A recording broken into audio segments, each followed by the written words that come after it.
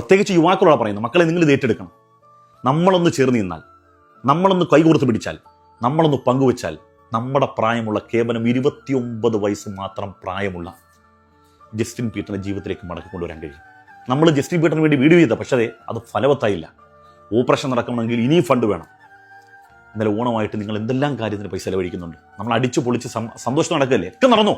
പക്ഷെ ഒരു വിഹിതം നിങ്ങൾ അവനിക്ക് വേണ്ടി പങ്കുവെച്ചാൽ, മാറ്റിവെച്ചാൽ, നിങ്ങളൊന്ന് ആലോചിച്ച് നോക്കി. ഒരാൾ മരണപ്പെട്ടിട്ട് 500 രൂപയുടെ ഫ്ലെക്സ് വെക്കുന്നതിനേക്കാൾ എത്ര മഹത്തരമാണ് ജീവിച്ചിരിക്കുമ്പോൾ ഒരു നേരത്തെ മരുന്നിനെങ്കിലും നമ്മൾ വകയുണ്ടാക്കി കൊടുക്കരുത്.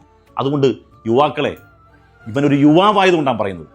അവൻ്റെ കുടുംബക്കാരോടും പറഞ്ഞത് എനിക്ക് വേണ്ടി പ്രാർത്ഥിക്കണം. എന്തിനു വേണ്ടിയെന്നറിയോ? ഒന്ന് മരിച്ചു കിട്ടാൻ വേണ്ടി. അവർക്ക് വേദന സഹിക്കാൻ വയ്യ, ക്ഷീണം സഹിക്കാൻ വയ്യ.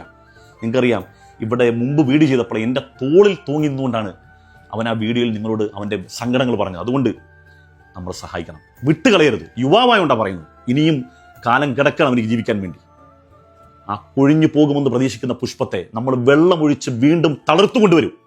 നിങ്ങൾ ചേർന്ന് നിൽക്കൂലേ, ഒപ്പം നിൽക്കൂലേ? അപ്പോൾ നിങ്ങളെ കൊണ്ട് കഴിഞ്ഞ 10 രൂപയെങ്കിലും ജസ്റ്റിൻ പീറ്ററിന് വേണ്ടി നമ്മൾ സമാഹരിക്കണം. അവനെ നെഞ്ചോട് ചേർത്ത് വെക്കണം.